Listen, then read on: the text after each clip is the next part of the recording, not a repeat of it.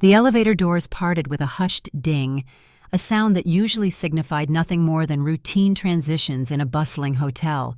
But this wasn't routine. This was the precise moment my entire world, carefully constructed over 5 years of marriage, was about to shatter and then, astonishingly, rebuild itself from the ashes. There he was, Brandon, my husband, stepping out, his hand intertwined with a woman I'd never laid eyes on. They were a tableau of careless joy, laughter echoing softly, utterly lost in their private universe.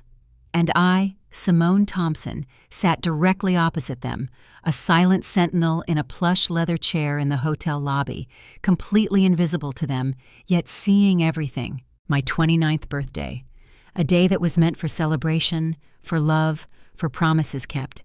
Instead, it became the day my heart momentarily seized, then began a frantic, thunderous drum solo against my ribs, so loud I imagined it must be audible across the expansive lobby.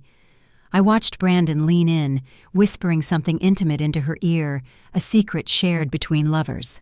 She responded with a playful giggle, a gentle push against his arm. It was a gesture so familiar, so uniquely us. He used to tell me I was the only one who could coax that particular smile, that unguarded laugh from him. The bitter irony twisted in my gut. Just 3 hours earlier, Brandon had kissed my forehead with a theatrical sigh, his eyes brimming with a manufactured remorse. "I'm so sorry, baby," he'd murmured, looking genuinely distraught. "I know it's your birthday. Emergency business trip. I'll make it up to you, I promise." And like a fool, I had believed him. Just as I had believed him the previous 4 times these sudden business trips had whisked him away from our life. I had believed him when he claimed late nights at the office, when his phone inexplicably died, rendering him unreachable. But for months, a low, persistent hum of unease had resonated deep within me. You can call it woman's intuition, that silent alarm system unique to every woman. I called it the subtle shift in his habits, the way his phone was perpetually face down on any surface, a silent barrier protecting secrets, the way his eyes, once so direct and loving, now darted away, unable to meet mine, when he uttered those 3 sacred words. "I love you." The instinct to simply curl up at home, to wallow in self-pity, to play the good wife was strong. But this time, something primal snapped. Instead of sulking, I followed. And now, here I was, an unwilling spectator to the brutal public execution of my marriage. The other woman was beautiful, effortlessly so. That fact stung with a surprising intensity, a humiliation layered onto the betrayal. Tall, blonde, a vision of effortless chic in a red dress that screamed luxury, probably costing more than my monthly car payment. Her laugh was a melodic cascade, captivating in its carefree lilt.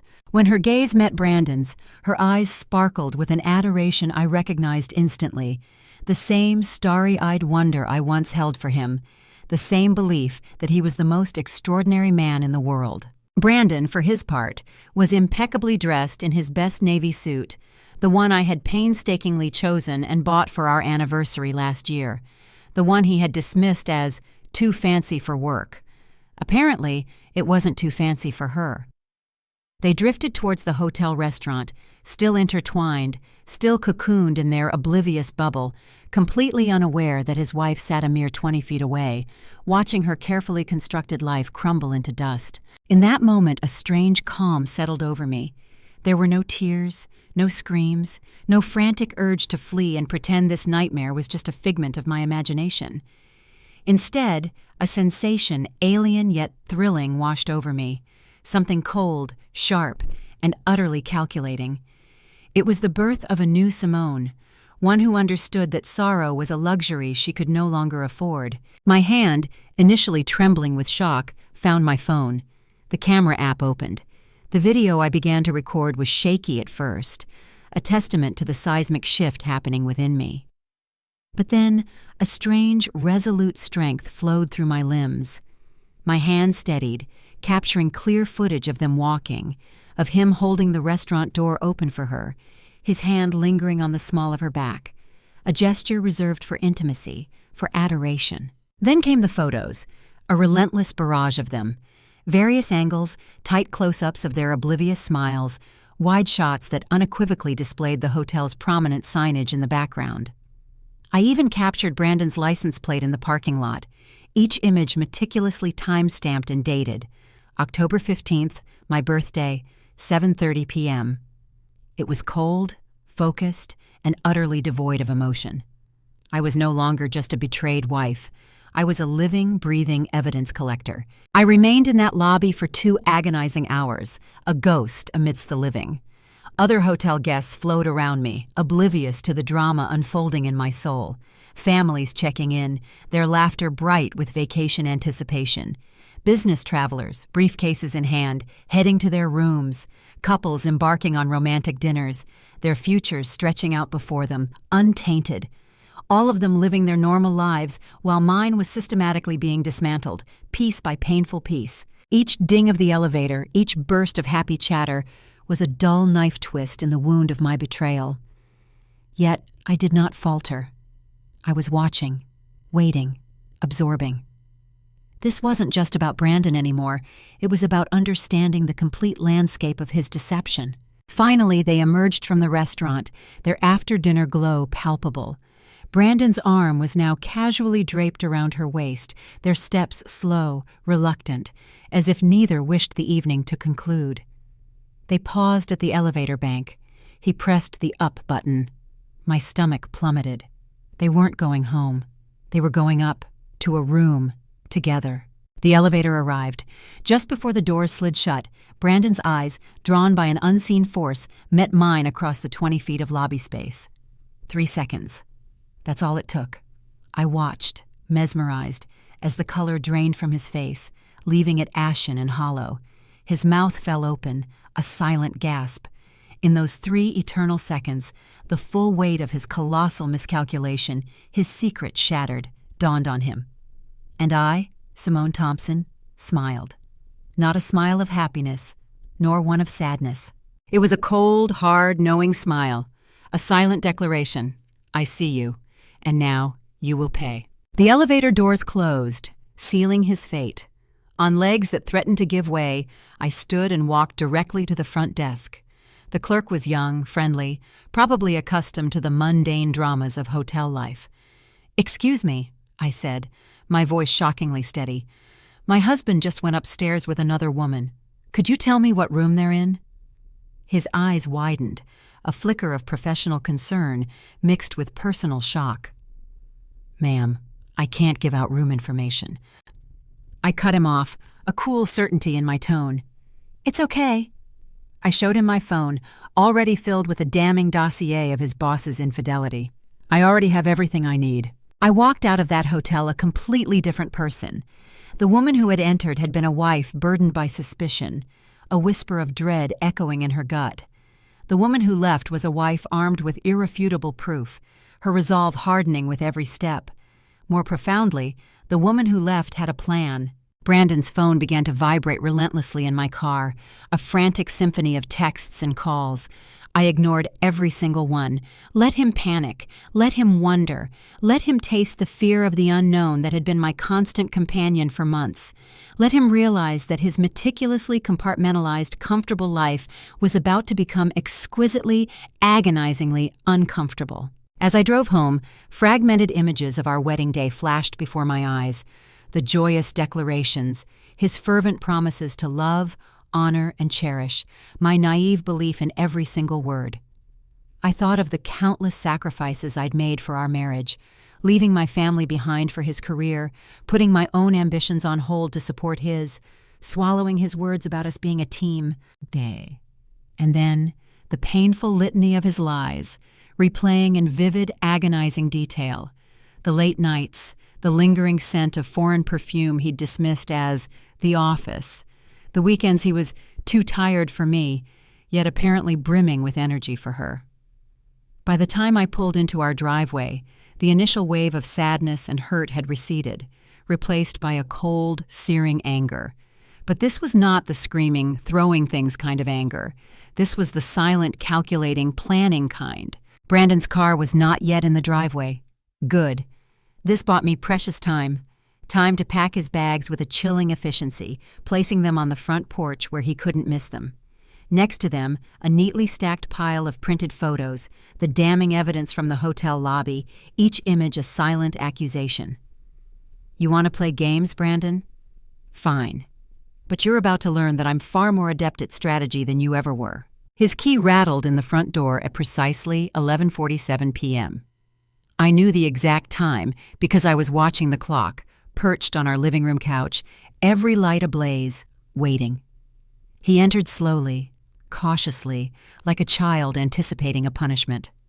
When his eyes finally found me, his shoulders sagged, the bravado of the cheating husband instantly replaced by the pallor of a caught man. "Simone," he started, his voice a barely audible whisper, thick with feigned remorse. "Your bags are on the front porch," I stated, my voice unnervingly calm, "along with some photos I thought you might want to see." His face went utterly white, his carefully constructed facade crumbling before my eyes. "Baby, let me explain." "Don't," I interrupted, raising a hand to silence him. The word was a razor's edge. "Don't call me baby. Don't try to explain.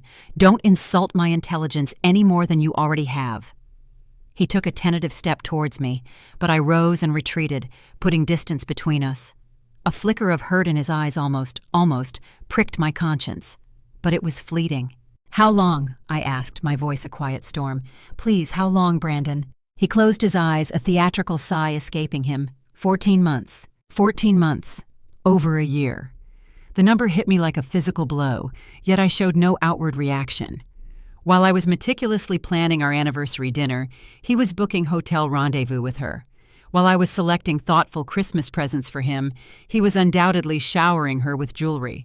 While I was confiding in my sister about the hopeful prospect of starting a family, he was meticulously building a completely different life, a secret future, with another woman.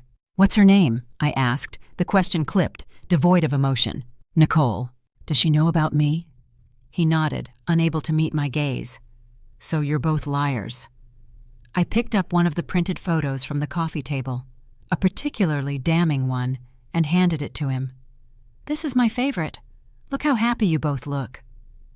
Brandon stared at the image, his hands visibly trembling. It was the shot of them walking into the restaurant, his hand possessively on her back, both of them beaming as if they hadn't a care in the world. "I never meant for this to happen," he mumbled, his voice thick with self-pity. "But it did happen," I retorted, each word a hammer blow. "For over a year it happened. Every single day for over a year, you woke up and chose to lie to me. Every day you came home and kissed me hello while thinking about her. Every day you allowed me to believe I was married to a man who loved me." Tears streamed down his face, genuine tears of self-pity, I surmised. "No, I do love you." "No, you don't," I said, the words surprising even me with their stark matter-of-factness. "People who love each other don't do this. You love the idea of me. You love having someone to come home to when she's not available. You love having a wife to play house with while you play boyfriend with her." "That's not true," he protested, but his voice lacked conviction. "Brandon, stop. Just stop lying. You're not good at it anyway." I walked to the window, gazing out at his pathetic suitcases on the porch. "I've known something was wrong for months. The late nights, the business trips, the way you stopped touching me, the way you started hiding your phone. I just didn't want to believe it. I should have trusted my instincts sooner." "Where am I supposed to go?" he whimpered. I turned back to him, my gaze unwavering. "That's not my problem anymore. You should have thought about that before you decided to cheat on your wife. Can't we try counseling? Can't we work through this?" A bitter, sharp laugh escaped me. "Work through this, Brandon? You've been living a double life for over a year. You've been lying to my face every single day. You've been spending our money on another woman. You've been giving her the time and attention and love that belonged to your wife. What exactly is there to work through?" "I made a mistake," he cried, desperation lacing his tone. "A mistake is forgetting to take out the trash. A mistake is being late for dinner. Having an affair for 14 months isn't a mistake, Brandon. It's a choice. A choice you made over and over and over again." He was openly sobbing now, a pathetic display that should have evoked some pity, some residual affection. But I felt nothing, just an immense emptiness, as if all the love I'd once held for him had completely drained out of me in that hotel lobby. "I'll end it with her," he pleaded, a last desperate gamble. I'll never see her again. We can move away, start fresh. No, Simone, please. No, Brandon. My voice was calm, final. I'm done. We're done. This marriage is done. But we took vows. You broke those vows the first time you touched her. You broke them the first time you told her you loved her. You broke them the first time you chose her over me. I walked to the front door, pulling it open. Your bags are on the porch. Take them and leave. This is my house too, he spluttered, clinging to any shred of normalcy. No, it's not. Check the deed. It's in my name. From my inheritance when my grandmother died. Remember? You said it made more financial sense that way for tax purposes. The color drained from his face again, a stark realization dawning. He had forgotten. I hadn't. You can't just kick me out. Watch me. I stepped aside, gesturing towards the open door. Get your bags and leave, Brandon. Don't make this harder than it already is. He stood there for a long moment, his gaze sweeping across the living room, as if seeing it for the very first time. Perhaps he was. Perhaps he had been so consumed by his secret life that he had stopped seeing what was right in front of him. Where will I go? He asked, a plaintive note in his voice. Call Nicole. I'm sure she'll take you in. Or maybe you can get a hotel room. You seem to like hotels. He flinched as if I'd slapped him. Simone, I know you're hurt. Hurt? I laughed, a mirthless, brittle sound. Hurt is what you feel when someone cancels dinner plans. Hurt is what you feel when someone forgets your birthday. This isn't hurt, Brandon. This is betrayal. This is finding out that the person you trusted most in the world has been lying to you for over a year. This is realizing that your entire marriage has been a lie. Not all of it was a lie. Yes, it was. Every day for the past 14 months was a lie. Every I love you was a lie. Every how was your day was a lie. Every time you came home to me after being with her was a lie. I could see him desperately trying to formulate some response, some way to mend the irreparable damage. But there was nothing to fix. You cannot repair something that has been utterly destroyed. I'll call you tomorrow, he finally managed. Don't. We need to talk about the divorce. My lawyer will handle that. You already called a lawyer? He stammered, disbelief warring with panic. I smiled, a genuine, unburdened smile this time. I called a lawyer 2 hours ago, right after I left the hotel. Her name is Janet Rodriguez, and she specializes in cases involving infidelity. She's very good at her job. Brandon's face went pale. You're not wasting any time. Neither did you. 14 months, remember? He walked towards the door, a defeated man marching to his own execution. At the threshold, he turned back one last time. I really did love you, Simone. I still do. No, Brandon. My voice was firm, resolute. If you loved me, you wouldn't have done this. If you loved me, you would have talked to me if you were unhappy. If you loved me, you would have ended our marriage before starting something with someone else. What you loved was having both of us. What you loved was the thrill of sneaking around. What you loved was thinking you were smart enough to never get caught. I never wanted to hurt you. But you did. Every single day for over a year you hurt me. The difference is, now you have to face what you've done. He picked up his suitcases from the porch, a sad, solitary figure, and loaded them into his car. I watched from the doorway, a silent witness to the end of an era, until his taillights vanished down the street. Then I closed the door, locked it, and put the chain on. For the first time in months, I felt like I could truly breathe. I walked back into the living room, the scattered photos on the coffee table no longer a source of searing pain, but of cold, hard facts. Brandon and Nicole, laughing, touching, lost in their world.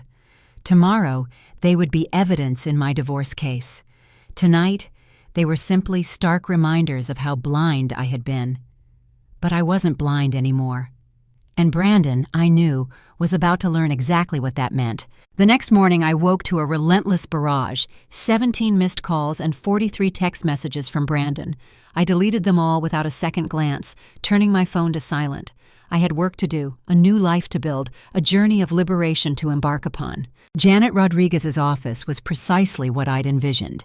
Downtown, in a gleaming high-rise that exuded an aura of unassailable success. She was every bit the formidable professional her website promised. Sharp, impeccably dressed, and radiating a no-nonsense efficiency. Her handshake was firm, her smile confident, but her eyes held a kindness that belied their fierce intelligence. "Tell me everything," she instructed, once we were settled in her spacious office. And so I did. I recounted the agonizing months of suspicion, the gut-wrenching confirmation in the hotel lobby, the methodical evidence collection. I detailed Brandon's feigned business trips, the late nights, the secret phone calls, the emotional distance that had become a gaping chasm between us. I laid out the photos and videos, a damning narrative in visual form. "This is excellent evidence," Janet affirmed, her gaze sweeping over the stack of printed photos. "Very clear, well documented, and the timestamps show a consistent pattern. How long do you suspect the affair has been going on?" "He admitted to 14 months when I confronted him last night." Janet made a swift, precise note. "And you have no intention of attempting reconciliation?" "None whatsoever." My voice was resolute. "Good. That makes this easier." She leaned back in her chair, a thoughtful expression on her face. "Now, let's talk about assets. What do you and your husband own together?" I produced a meticulously organized folder I'd prepared that morning. "The house is solely in my name, purchased with my inheritance. We have 2 cars. Mine is paid off and in my name. His has payments and is in both our names. We maintain a joint checking account, a joint savings account, and a joint credit card. He has a 401k through his job, and I have one through mine." "Any other significant assets, investments, valuable items?" "He possesses a collection of vintage watches, which he claims is worth approximately $30,000. And there's some jewelry he bought." I paused, a fresh wave of realization washing over me. "Actually, I'm not entirely certain if he bought it for me or for her." Janet nodded grimly. "We'll need to scrutinize everything with a fine-tooth comb. In infidelity cases, it's not uncommon for the cheating spouse to conceal assets or divert marital funds to the affair partner. Do you have access to the bank statements?" "Yes, I manage the majority of our finances." "Perfect. I want you to print out every bank statement, every credit card statement, and every receipt you can locate for the past 2 years. Look for any charges you don't recognize, especially those related to hotels, restaurants, jewelry stores, or unusual cash withdrawals." I spent the remainder of the day immersed in a meticulous audit of our financial records. What I unearthed made my stomach churn with a sickening blend of anger and disgust. Hotel charges. Not for 14 months, but 15. Brandon had lied about the duration of his affair, a fresh betrayal layering onto the existing ones. Restaurant charges for exorbitant dinners on nights he had claimed to be working late. Jewelry store purchases that had never found their way into my possession. Charges for a weekend getaway to a mountain resort I had never taken. Lingerie purchases from stores I had never and would never frequent. Cash withdrawals of $300, occurring with a chilling clockwork regularity every other week. By the time I finished, I had uncovered over $15,000 in charges directly linked to his affair. $15,000 of our money meticulously siphoned away and lavished upon another woman.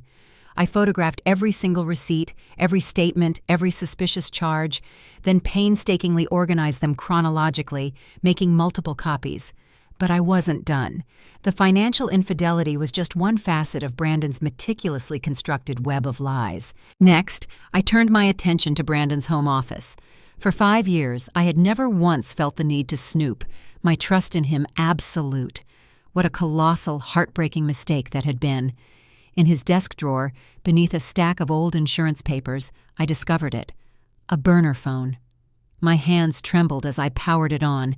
The screen flickered to life, revealing a trove of text messages exchanged between Brandon and Nicole.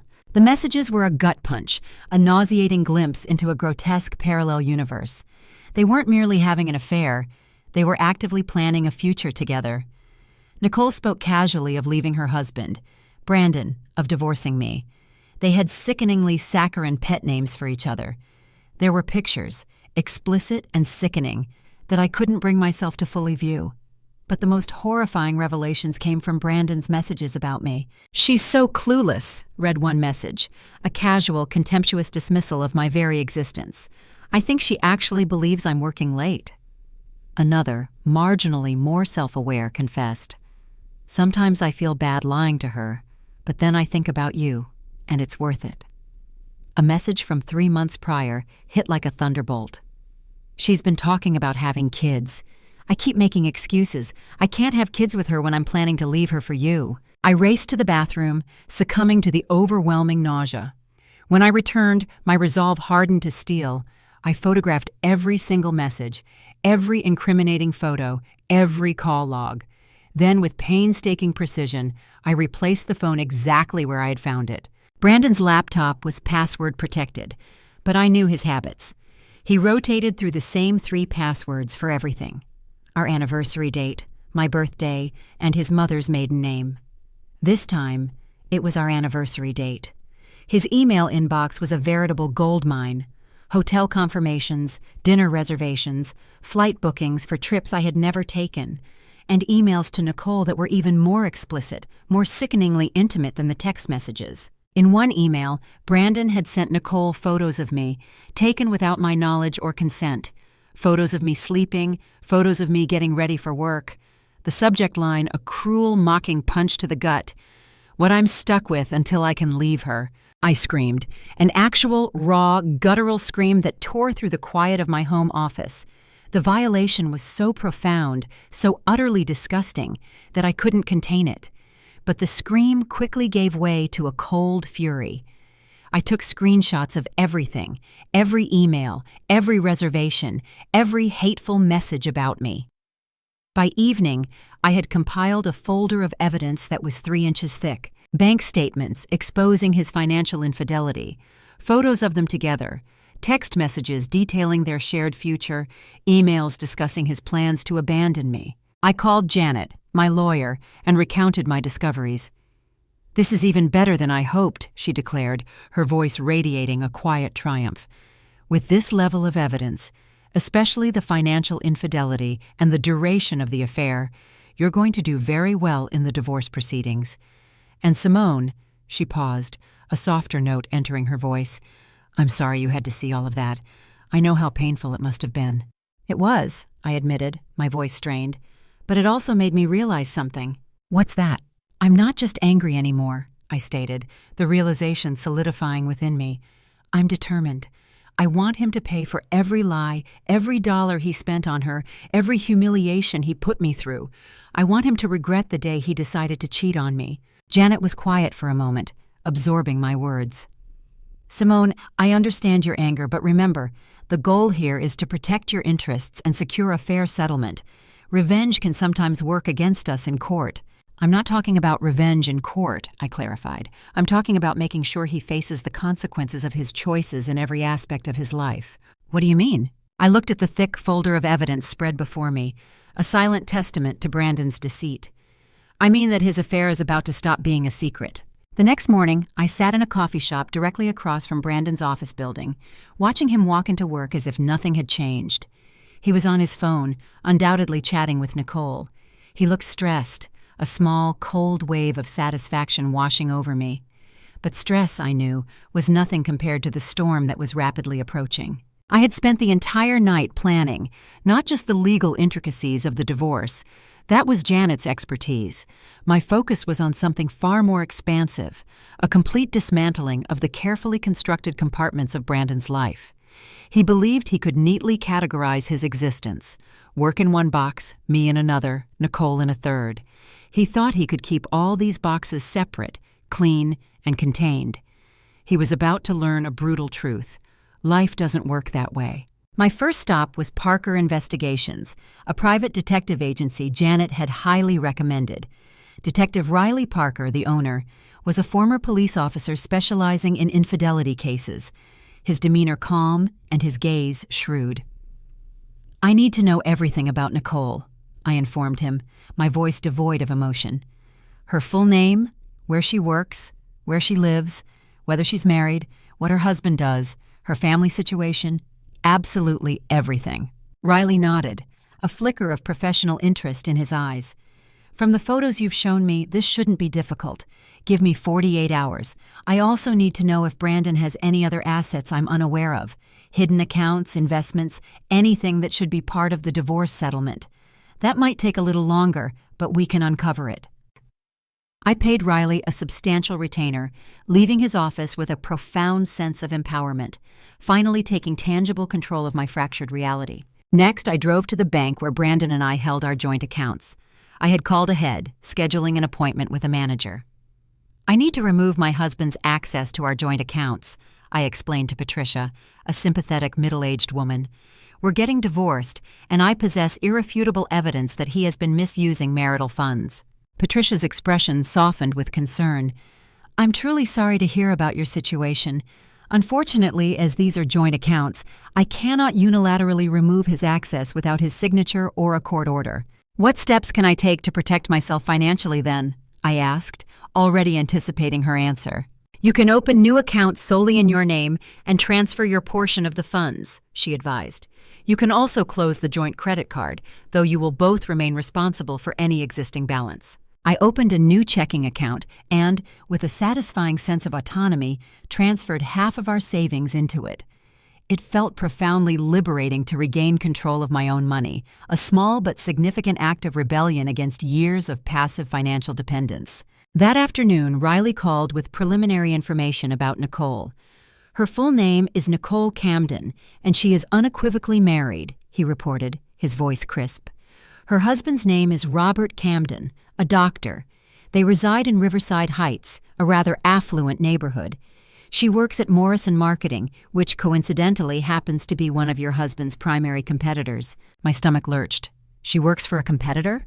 "Indeed. She's a senior account manager there, has been for 3 years. This revelation was far more serious than I had initially imagined. Brandon wasn't merely cheating on me. He was potentially jeopardizing his company by sharing confidential business information with a rival. This was grounds for immediate termination and potentially severe legal action. "There's more," Riley continued, his voice lowering slightly. "They have 2 children, twin boys, age 7, and from what I can gather, her husband is completely oblivious to the affair." 2 children. Brandon was actively contributing to the destruction of a family with 2 innocent boys. The thought made me feel physically ill, but it also provided another, sharper piece of ammunition for my growing arsenal. "I need you to find out everything you can about Robert Camden," I instructed, my voice firm. "Where he works, his contact information, his schedule, everything." "Are you planning to inform him about the affair?" Riley asked, a note of caution in his tone. "Perhaps. Doesn't he have a right to know?" Riley was quiet for a moment, processing my question. "That's not really my call to make, Simone, but I'll get you the information." That evening, I sat in my living room, every piece of evidence spread before me like a meticulously drafted war map. Photos of Brandon and Nicole, bank statements detailing the marital funds he'd plundered, text messages outlining their shared future, comprehensive information about Nicole's family. I felt like a general, coolly orchestrating a complex battle. And in a very real sense, I was. Brandon had made choices that extended far beyond the confines of our marriage. He had entangled Nicole's innocent family, compromised our shared finances, and jeopardized his professional standing by engaging with a competitor's employee. He had, by his own actions, made this much larger than just the 2 of us. My response, therefore, would be commensurately larger. My phone buzzed, a text from my sister Amanda. "How are you holding up? Do you want me to come visit?" I stared at the message for a long time. Amanda was my anchor, my only remaining family since our parents' tragic car accident 3 years prior. She lived across the country, but I knew she would drop everything and fly out if I asked. Yet, in this moment, I didn't crave comfort or gentle reassurances that everything would be okay. I craved justice. I texted back, "I'm okay. Handling some things. I'll call you soon." Another buzz. This time, Brandon. "Please talk to me. We can work this out." I deleted the message without a flicker of response. Then I opened my laptop and began to type. If Brandon wanted to play games, I was about to demonstrate how games were really played. The next morning, I drove to Pembroke Consulting, the modern office complex where Brandon had worked for 6 years. I knew his schedule with an almost obsessive precision. He always got coffee from the lobby cafe at exactly 10:00 a.m. I positioned myself at a strategic table, affording me a clear view of the elevators, and waited. At precisely 10:02, Brandon stepped off the elevator, a disheveled figure of misery. He looked utterly terrible, hair unkempt, suit wrinkled, dark circles etched beneath his eyes. Good. When his eyes landed on me, he froze, a deer caught in headlights. I rose and walked directly towards him, my stride purposeful. "We need to talk." "Simone, what are you doing here?" he whispered, fear clouding his features. "Protecting my interests." I handed him a crisp manila envelope. "These are divorce papers. You've been served." His hands trembled as he tore open the envelope.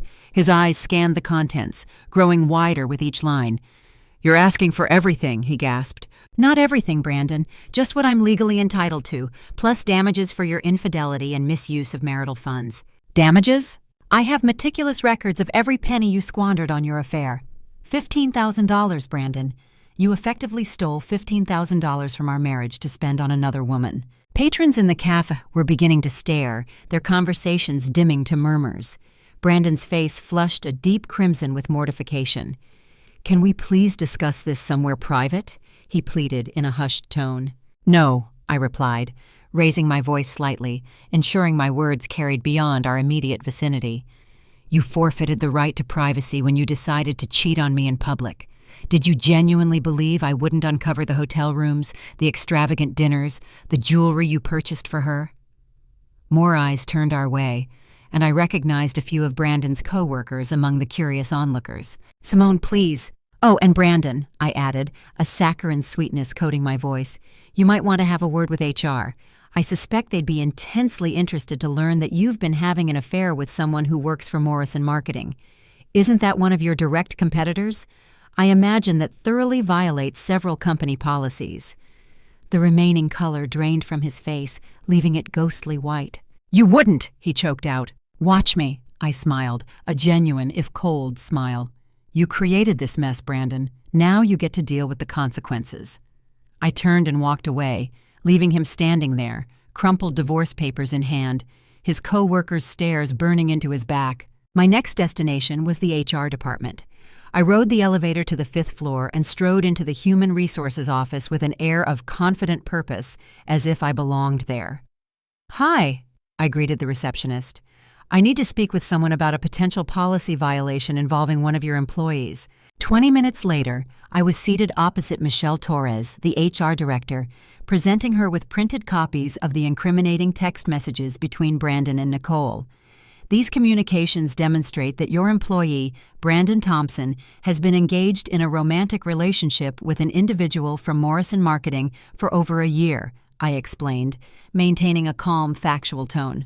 "Given that Morrison is one of Pembroke's main competitors, I believed it was imperative to make you aware of the potential conflict of interest and the implications for proprietary information." Michelle studied the messages with a careful, unblinking intensity. "Mrs. Thompson, may I inquire how you obtained these communications?" "Brandon is my husband," I stated, a slight stretch of the truth, but not an outright lie. "These were on his personal phone, which he inadvertently left at home."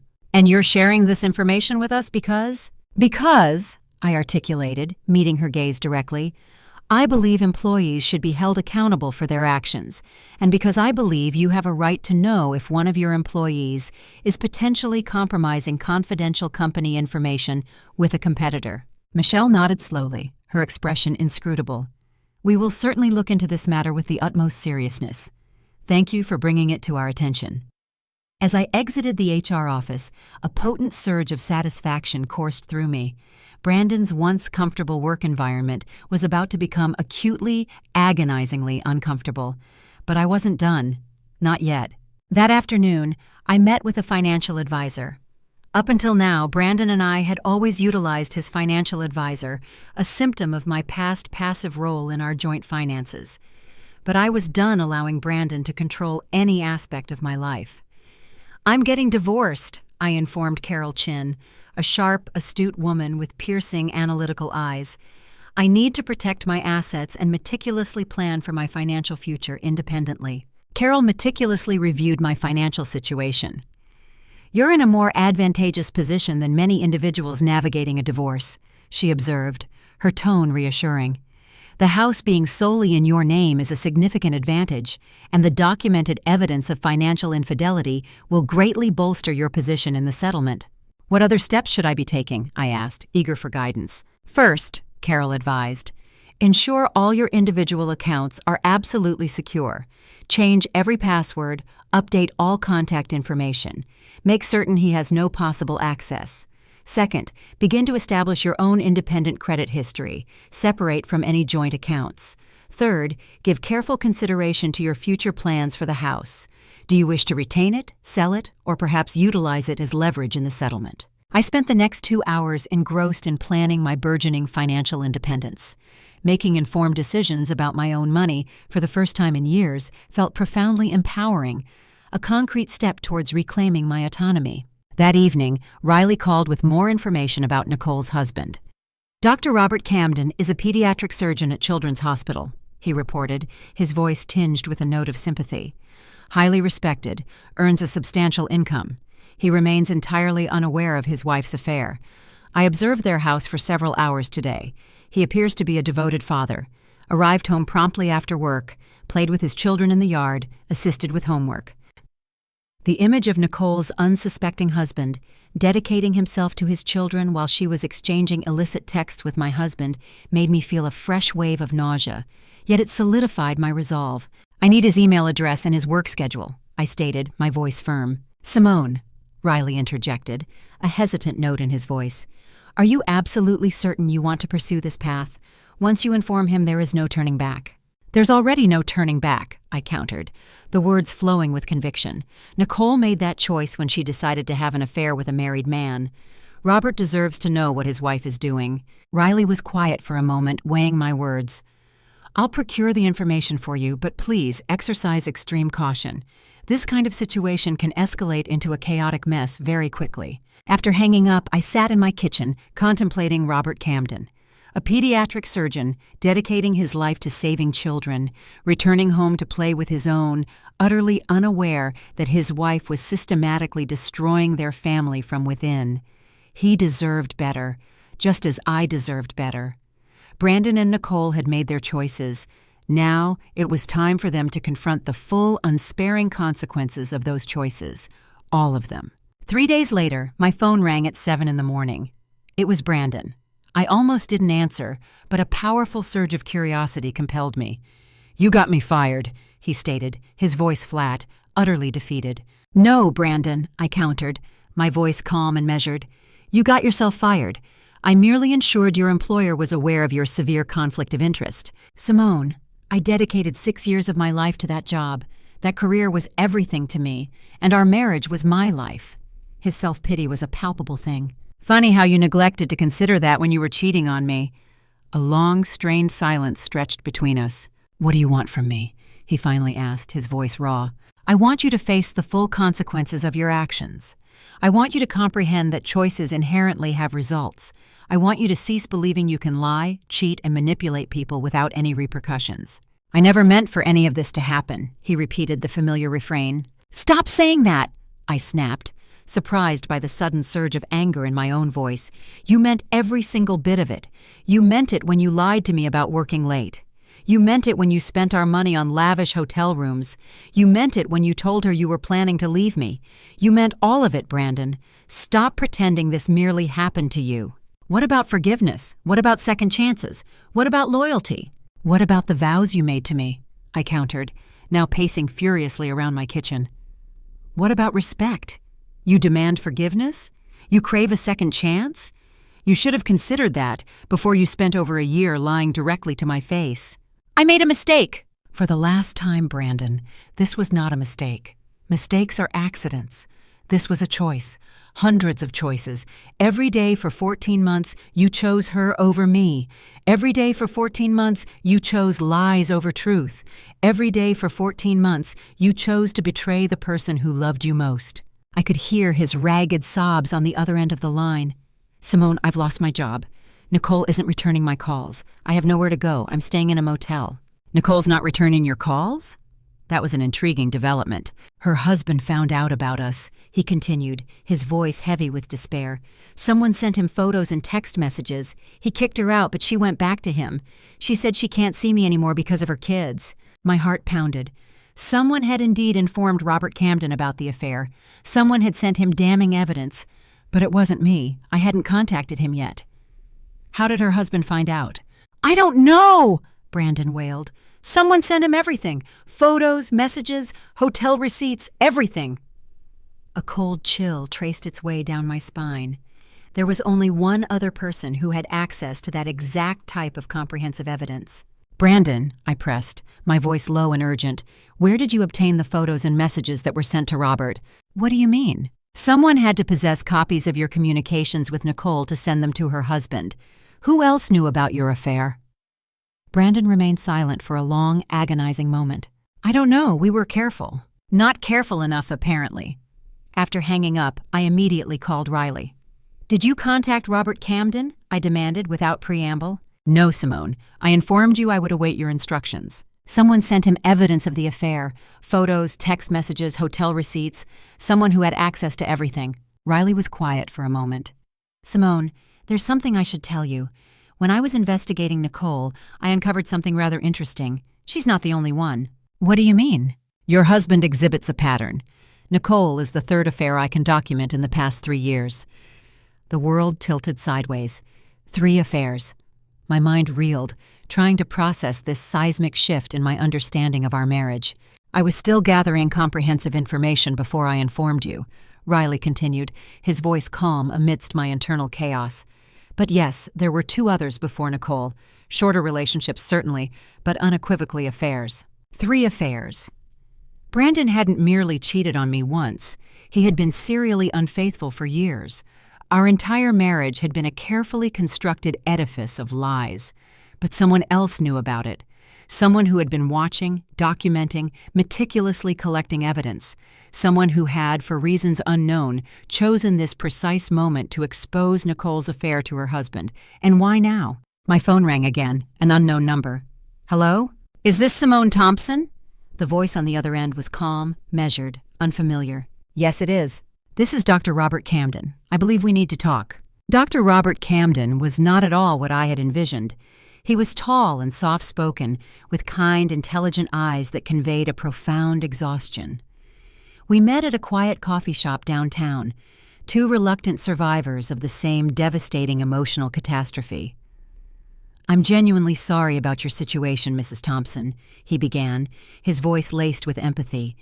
"This must be incredibly difficult for you." "And I'm equally sorry about yours, Dr. Camden," I responded, finding a surprising sense of camaraderie with this stranger. "How are your children coping with everything?" His face crumpled slightly, a raw vulnerability exposed. "They don't know yet. Nicole moved back home after I confronted her, and we're struggling to figure out how to tell them." He produced a manila envelope, mirroring my earlier actions. "I wanted to show you what I received." Inside the envelope were photos of Brandon and Nicole together, printouts of their illicit text messages, and copies of hotel receipts. But these were not the same pieces of evidence I had collected.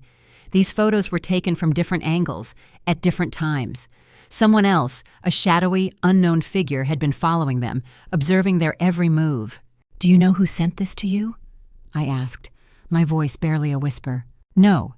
It originated from an anonymous email address. But whoever it was, they effectively saved my marriage from continuing to be a lie." We spent the next hour comparing notes, a shared narrative of suspicion and betrayal. Robert, like me, had sensed something amiss for months. Nicole had been working late, engaging in mysterious phone calls, guarding her phone with an almost obsessive secrecy, the same patterns Brandon had exhibited. "The thing that wounds me most deeply," Robert confessed, his voice heavy with pain, "is that I trusted her implicitly. Even when doubts gnawed at me, I pushed them away because I genuinely believed she loved me." "I understand exactly what you mean," I acknowledged, a profound sense of shared experience binding us. "Are you planning to attempt reconciliation with your husband?" I shook my head. "No, too much has been irrevocably broken, too many lies. What about you, Robert?" "We're going to try counseling for the children's sake, but honestly, I don't know if I can ever truly trust her again." As we prepared to depart, Robert extended a business card. "If you ever require anything, please don't hesitate to call me. We are both navigating the profound fallout from their choices." That afternoon, I made the deliberate decision to inform our mutual friends of what had transpired. Brandon and I shared a close-knit circle of couple friends, individuals with whom we had spent holidays, embarked on vacations, and shared countless significant life moments. I began with Beth and Greg Morrison, who had been our friends for over a decade. "I need to tell you something," I stated when Beth answered the phone, my voice steady despite the tremor in my hands. Brandon and I are getting divorced. He's been having an affair. A deafening silence enveloped the other end of the line. Simone, are you certain? Beth finally managed, her voice filled with disbelief. I caught him at a hotel with her. I possess photos, text messages, everything. Oh my God, I cannot believe it. Brandon always seemed so devoted to you. That's precisely what I believed too. Is there any possibility you could work things out? No. This has been ongoing for over a year, potentially even longer. There is no coming back from this, Beth. Beth remained silent for a moment, processing the enormity of my revelation. What can Greg and I do to help? She offered, her voice firm with support. Just be my friend, that's all I require right now. Of course, Simone. Greg and I are here for you, always. I made similar calls to our other friends. Each conversation was difficult, emotionally draining, but each one also felt like a reclamation of my narrative. Brandon had controlled the story of our marriage for far too long, concocting elaborate excuses for his absences, fabricating plausible explanations for his increasingly erratic behavior. Now people were hearing the unvarnished truth. The vast majority of our friends were unequivocally supportive of me. A few, gently, inquired if I was absolutely certain I didn't want to attempt counseling. But overall, the response was clear. Brandon had not only destroyed our marriage, but had irrevocably severed his relationships with our once shared friend group. That evening, I received a call from Brandon's sister Karen. Simone, she began, her voice heavy with regret. Brandon informed me of what transpired. I am so incredibly sorry. Thank you, Karen. I truly appreciate that. I want you to understand that what he did was unequivocally wrong, completely wrong. Our entire family is deeply disappointed in him. I'm sorry this has to affect your family as well. Please don't apologize, I responded, a genuine warmth entering my voice. You did nothing wrong. Brandon made these choices. She paused. I know this is probably awkward, but I want you to know that you will always be family to us. Brandon's actions do not change how we feel about you. After hanging up with Karen, a profound realization settled over me. Brandon hadn't merely lost his job and his affair partner. He was systematically losing his social connections, his familial relationships, and his hard-earned reputation. The elaborate life he had so painstakingly constructed while lying to me was crumbling around him, brick by painstaking brick, and I felt not a flicker of pity for him. My phone buzzed again, an unknown number. Check your email. I opened my laptop and found a message from an anonymous address. The subject line read, "You deserve to know everything." Inside was a detailed, meticulously compiled report about Brandon's affairs. Not just Nicole, but 3 other women over the past 5 years.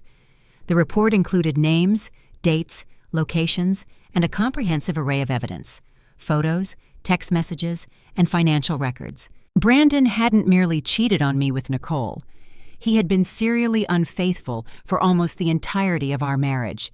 At the bottom of the email was a chilling, yet incredibly empowering note. He's done this to other wives too. You deserved better. Make him pay. I stared at the screen, my hands trembling, not from fear, but from the sheer weight of this revelation. Someone had been watching Brandon for years. Someone had been meticulously documenting his affairs, collecting irrefutable evidence, patiently waiting for the opportune moment to expose him. But who was this anonymous avenger, and why were they helping me? I immediately forwarded the email to Janet. This overwhelming cache of evidence would undoubtedly guarantee that I received everything I was seeking in the divorce. Then I leaned back in my chair and smiled, a triumphant, knowing smile. Brandon thought he was clever. He believed he could compartmentalize his life, guard his secrets, and manipulate everyone around him with impunity. But someone had been watching. Someone had been waiting. And now, all his meticulously buried secrets were coming to a brutal, undeniable light. The game was almost over, and I was definitively winning. The divorce hearing was scheduled for a Tuesday morning in November. I arrived at the courthouse early, dressed in my sharpest navy suit, clutching a thick folder bursting with evidence. Janet met me at the entrance, her expression one of calm assurance. "Are you ready for this?" she asked, a gentle probe. "I've been ready since the night I caught him," I replied, my voice firm and unwavering. "Good. Remember, let me do the talking. Your primary role is to remain calm and composed, regardless of what Brandon or his counsel may say." Brandon's lawyer was a middle-aged man named Harold Wells, who wore an air of quiet resignation, as if he'd rather be anywhere else. Brandon sat next to him at the defendant's table, his gaze resolutely fixed downwards, avoiding all eye contact with me. Judge Patricia Williams, known for her fairness and unyielding firmness, especially in cases involving infidelity, reviewed our case file before calling the court to order. "Mrs. Thompson," the judge began, her voice clear and authoritative, "please tell the court about your marriage and the events that led to this divorce filing." I stood, my posture erect, and spoke clearly, calmly, each word carefully chosen. "Your Honor, I was married to Brandon Thompson for 5 years. I believed we had a strong, loving marriage until I discovered he was having an affair. On my 29th birthday, I followed him to a hotel where I personally witnessed him with another woman." "And you possess evidence of this affair?" "Yes, Your Honor. Extensive evidence." Janet approached the bench, presenting our formidable folder. "Your Honor, we have photographic evidence, text messages, financial records clearly demonstrating the misuse of marital funds, and testimony from relevant witnesses."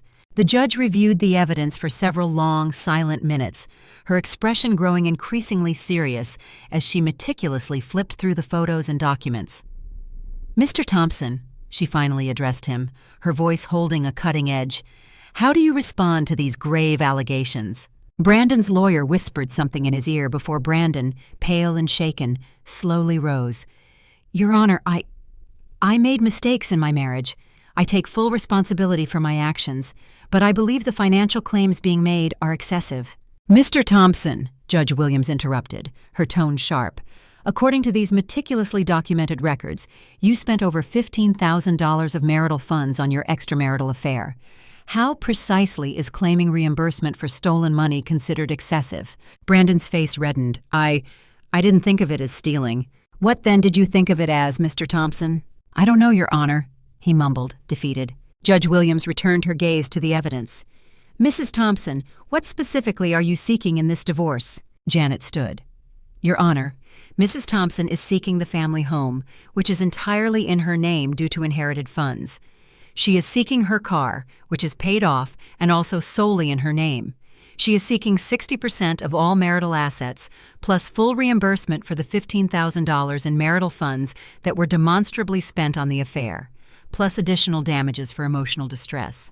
"And Mr. Thompson, what is your position on these claims?" Brandon's lawyer rose, a resigned sigh escaping him. "Your Honor, my client is willing to agree to the division of assets, but we feel the additional damages are punitive." "Punitive?"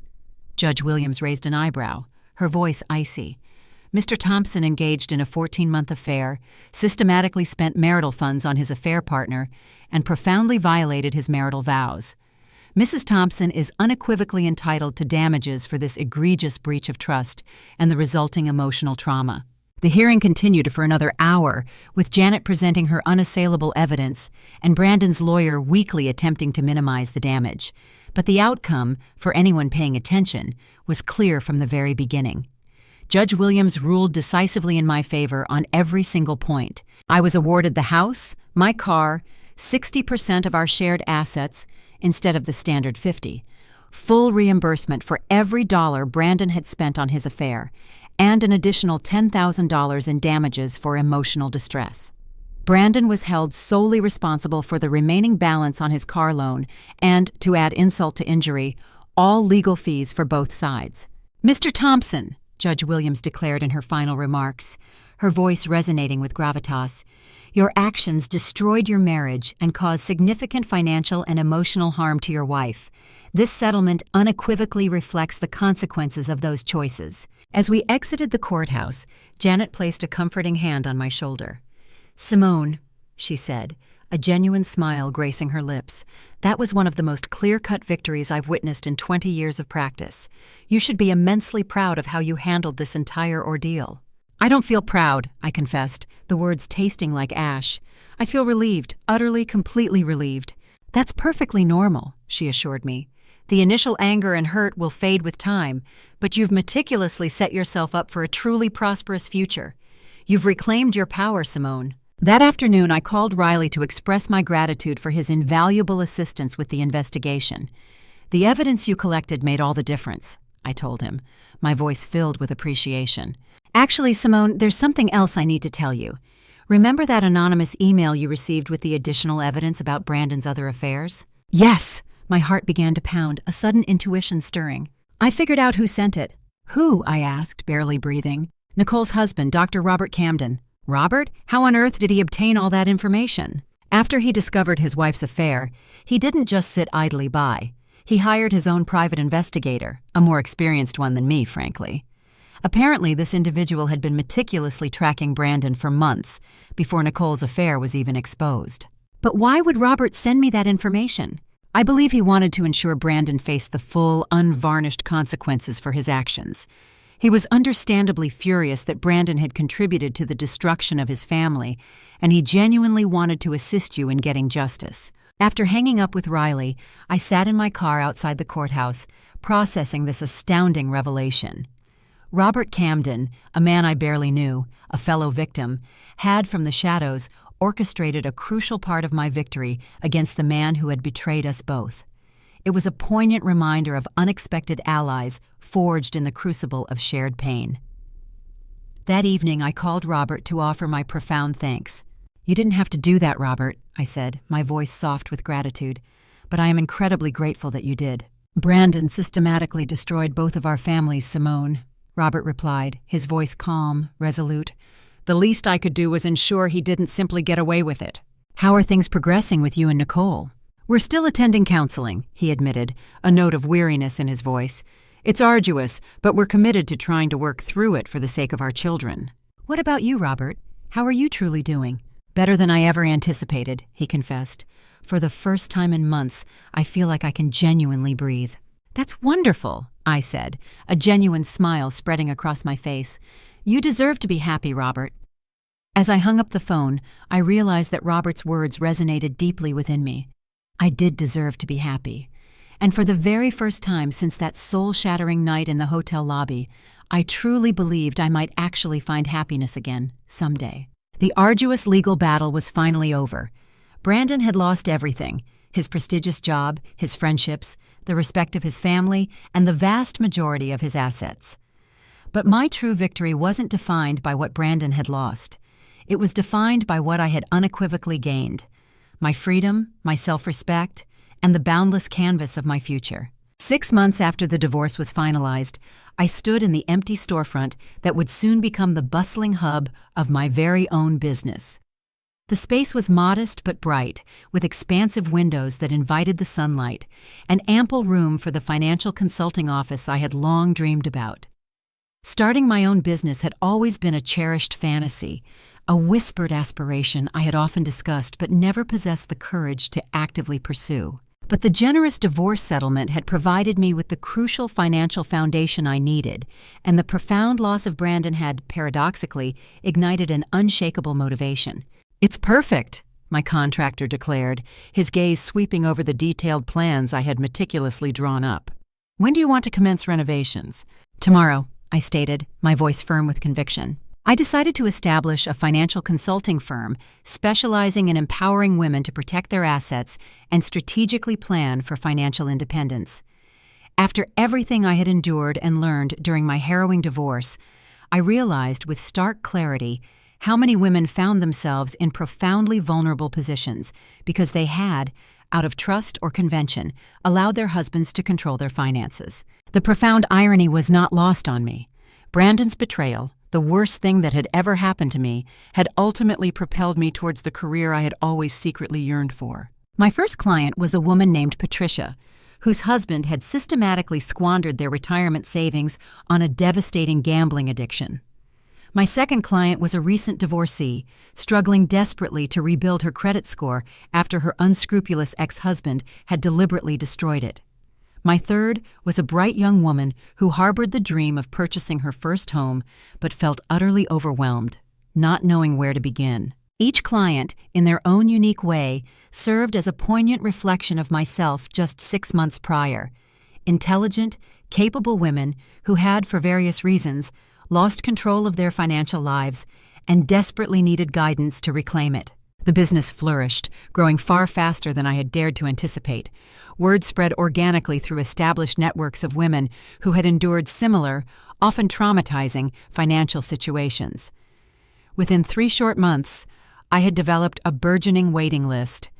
"You're rapidly becoming the go-to person for women's financial empowerment," Amanda declared during one of our weekly phone calls, her voice brimming with pride. My sister had been an unwavering pillar of support, my biggest cheerleader throughout the tumultuous divorce proceedings and the exhilarating launch of my business. "It feels immensely rewarding to help people," I confessed, a genuine sense of purpose filling me. "It feels good to transform something awful into something profoundly positive." "How are you genuinely doing emotionally, Simone?" she asked, her tone gentle. "Any regrets about not trying to work things out with Brandon?" "None," I replied, without a moment's hesitation, the word ringing with unshakable conviction. "Every single day, I wake up profoundly grateful that I discovered the truth. I cannot even begin to imagine still being married to someone who is lying to me every single day of our lives." "Have you considered dating again?" "Not yet," I admitted. "I'm still actively figuring out who I am as a single, independent person. I transitioned directly from college into marriage. I've never truly experienced life as an independent adult before." And it was true. For the very first time in my life, every decision I made, every path I chose, was based solely on what I desired. I decorated my house to reflect my tastes, not a compromise. I traveled to exotic places Brandon had never expressed interest in. I cultivated friendships that were uniquely mine, not simply extensions of a couple's social circle. I was actively discovering parts of myself that had been deeply buried under years of striving to embody the perfect wife. One sunny afternoon, I ran into Beth Morrison at the grocery store. She was one of the few couple friends who had unequivocally sided with me after the divorce, a true testament to our friendship. "Simone, you look absolutely amazing," she exclaimed, embracing me warmly. "How's the business progressing?" "Really well, Beth. Better than I could have ever imagined. I am so incredibly proud of you for starting over. It truly takes immense courage to rebuild your entire life like this." "How is everyone else doing?" I inquired, subtly referencing our old friend group. "Good. Most of us don't really see Brandon anymore. He's not doing so great." "What do you mean?" "He's been struggling immensely to find stable work. The whole situation with his old job really decimated his reputation in the industry, and he's living in a tiny studio apartment downtown. Greg saw him at the gas station last week and said he looked absolutely terrible." I waited for the familiar surge of satisfaction, the bitter taste of vindication. But it didn't come. Instead, I felt nothing. Brandon's problems were simply no longer my problems. "That's unfortunate," I stated, and I genuinely meant it. I didn't wish Brandon happiness, but I no longer needed him to be miserable either. I simply needed him to be utterly irrelevant to my life. "Have you heard anything about Nicole?" Beth asked, a flicker of curiosity in her eyes. "Not really. Why?" "Robert Camden filed for divorce last month. Apparently the counseling didn't work out as they had hoped." I felt a pang of genuine sadness for Robert and his children. They were the innocent victims in Brandon and Nicole's selfish charade. That evening, I was engrossed in work at my office when a soft knock sounded at the door. Through the frosted glass, I discerned the tall figure of a man in a dark coat. It was Robert Camden. "I'm genuinely sorry to bother you so late, Simone," he apologized when I opened the door, his voice weary but kind. "I was driving by and noticed your light still on." "It's perfectly fine, Robert. Please come in." We settled into the small waiting area of my office, two individuals who had endured the same profound trauma but had navigated its aftermath in distinctly different ways. "I heard about your divorce. I'm truly sorry." "Thank you, Simone. It's been incredibly difficult, but ultimately it's for the best. Nicole never truly ceased her pattern of deception, even in counseling. I finally came to the realization that some things are simply beyond repair." "I wanted to thank you, Simone," Robert said, his gaze meeting mine directly. "For what, Robert?" "For demonstrating to me that it was indeed possible to move forward. When I initially discovered the affair, I believed my only choices were to either forgive her or remain bitter and resentful forever. But observing how you handled your situation showed me there was a third, more powerful option." "What's that?" building something infinitely better. You took the absolute worst thing that ever happened to you and ingeniously transformed it into the very foundation for a new, vibrant life. That gave me the profound courage to stop desperately trying to save my marriage and instead begin the arduous process of saving myself. "How are your boys coping with everything?" I inquired, genuinely concerned. "Better than I expected. Children are incredibly resilient, and honestly, they're happier now that the palpable tension in the house has dissipated. Nicole and I are sharing custody, and we are both unequivocally committed to prioritizing their well-being above all else." "That's truly good to hear, Robert. They are incredibly fortunate to have you as a father." I paused. "What about you, Robert? Are you happy?" I considered the question seriously, a profound introspection. "Yes, I am. For the first time in years, I am genuinely, deeply happy. I wake up each day feeling excited and invigorated about what lies ahead. I am incredibly proud of what I am meticulously building. I feel like myself again, a more authentic, resilient version." "You absolutely should be proud, Simone. What you've accomplished is truly remarkable." After Robert departed, I sat in my office, gazing around at the tangible manifestation of what I had painstakingly built. 6 months prior, I had been a woman whose entire identity was intricately woven into the fabric of being someone's wife. Now, I was a successful business owner, a passionate advocate for financial independence, and a woman who had decisively taken unyielding control of her own life. Brandon's betrayal had been, without a shadow of a doubt, the single worst thing that had ever happened to me. Yet, in a bizarre, beautiful twist of fate, it had also been the catalyst for the very best thing that had ever happened to me. It had ruthlessly forced me to discover who I truly was when everything I thought I knew about my life was mercilessly stripped away. And I liked, deeply and unequivocally, the woman I was becoming. 2 years after that fateful night in the hotel lobby, I stood in my expanded office space, observing my team of 3 dedicated employees diligently helping clients plan their financial futures. What had originated as a small, intimate consulting practice had blossomed into a full-service financial planning firm, singularly specializing in women's economic empowerment. "The Peterson account is officially signed, Simone," announced Monica, my newest and incredibly promising hire, her face beaming. "She wants us to handle her entire divorce settlement investment strategy." "Excellent, Monica," I responded, a genuine smile spreading across my face. "Make sure she thoroughly understands all the long-term implications before she commits to any decisions." I had learned, through my own agonizing experience, that my encounter with financial betrayal was far from unique. Thousands of women, every single year, discovered with crushing heartbreak that their husbands had been clandestinely hiding money, inappropriately spending marital assets, or deliberately leaving them financially vulnerable. My firm had, organically, become renowned as the trusted sanctuary where women could obtain honest, unvarnished advice about protecting themselves and reclaiming their financial destinies. The business had been prominently featured in 3 national magazines, and I had received numerous invitations to speak at prestigious conferences on the vital topics of financial independence and recovery from financial abuse. More importantly, I had personally guided over 200 women on their transformative journeys to take decisive control of their financial lives. That afternoon, as I was leaving my office to meet Amanda for lunch, I nearly collided with someone emerging from the bustling coffee shop next door. It was Brandon. He looked utterly terrible. His hair was noticeably longer and unwashed, his once sharp clothes were rumpled and stained, and he had lost a significant amount of weight in an unhealthy, disquieting way.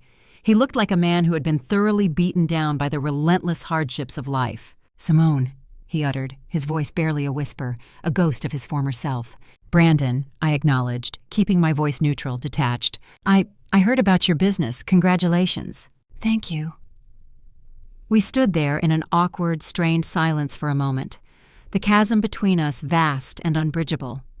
He looked as though he wanted to articulate something more, but the words seemed to fail him. "How are you doing?" I asked, a flicker of something resembling polite curiosity, though I wasn't entirely sure why. "Not great," he admitted, his gaze falling to his scuffed shoes. "I've been working a series of temp jobs.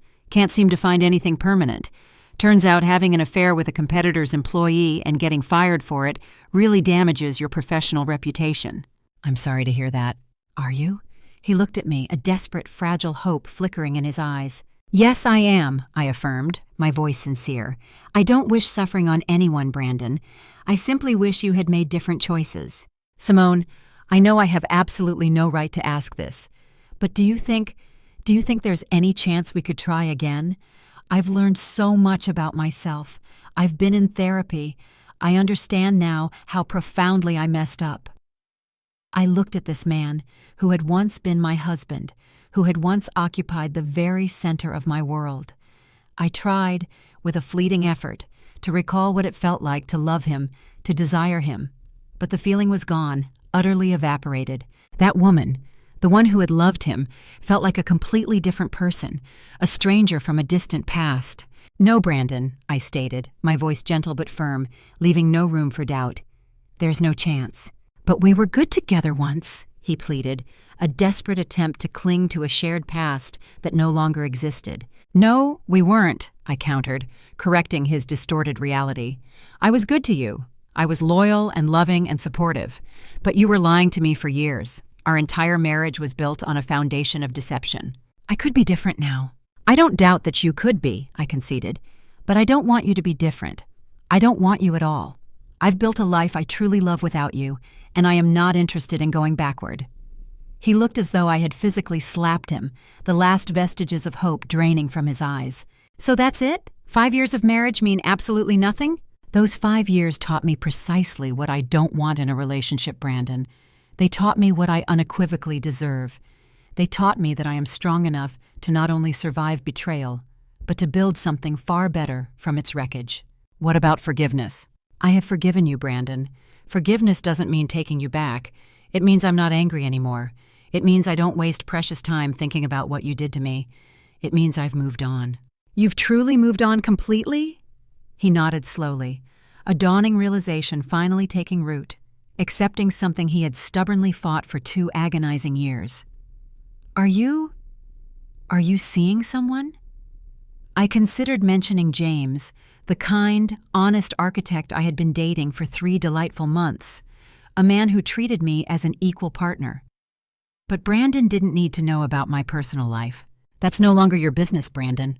Right, of course. He looked around at the bustling street, the successful businesses, the vibrant life continuing around us, completely independent of him. You look happy. I am happy. Good.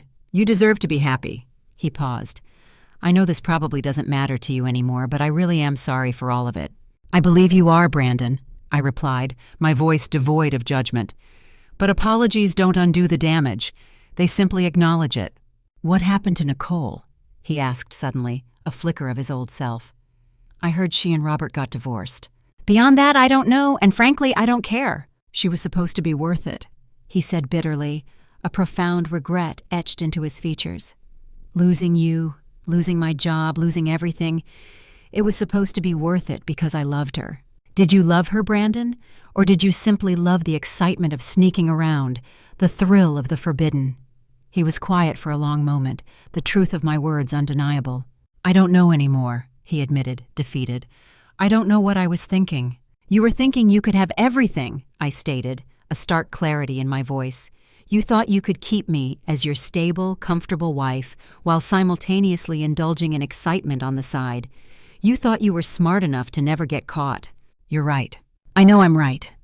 An uncomfortable silence settled between us, thick and oppressive. I should go, he said finally. Yeah, you should. As he walked away, a solitary, diminished figure, I realized I felt absolutely nothing. No anger, no sadness, no lingering regret. Brandon Thompson was simply a stranger who had once been married to someone I no longer was. I walked to my car and drove to lunch with Amanda, who was visiting from out of town. You're glowing, Simone, she observed, her eyes sparkling as I sat down at the restaurant. What's going on? I just ran into Brandon. Oh no, how was that? Fine, actually. He looked terrible. Asked if we could try again, and I realized I don't feel anything about him anymore. Not anger, not hurt, nothing. Not hurt. That's huge, Simone. That means you've truly healed. I think I have. For the first time in 2 years, I feel like that chapter of my life is completely, irrevocably closed.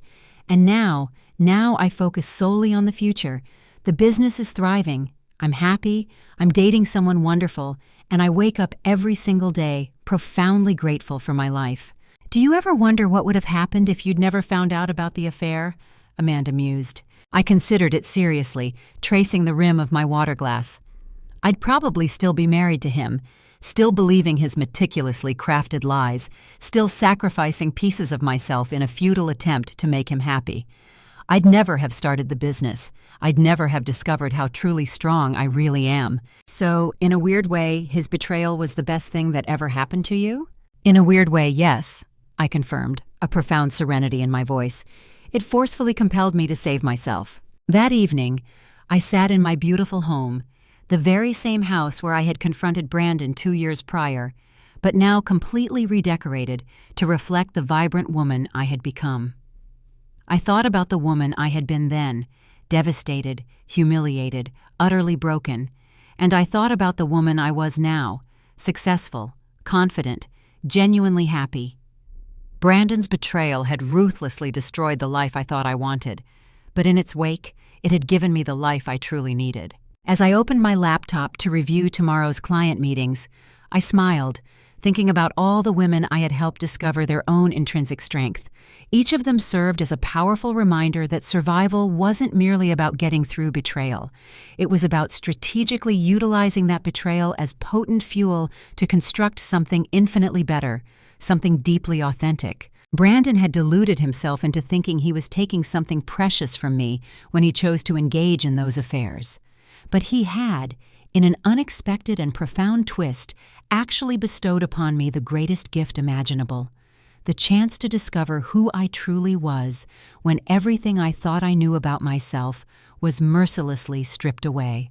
And who I truly was turned out to be so much stronger, so much smarter, and so much more capable than the woman who had simply been trying to be the perfect wife. 2 years later, Brandon was living in a cramped studio apartment, working a string of unstable temp jobs, and dutifully paying me alimony from the meager money he managed to earn.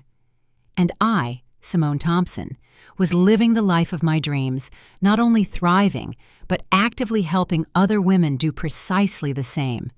The revenge, in its most complete and satisfying form, had been meticulously executed. But the true, profound victory was that I no longer needed revenge. I had something infinitely better: my unwavering peace, my undeniable power, and my beautifully independent future.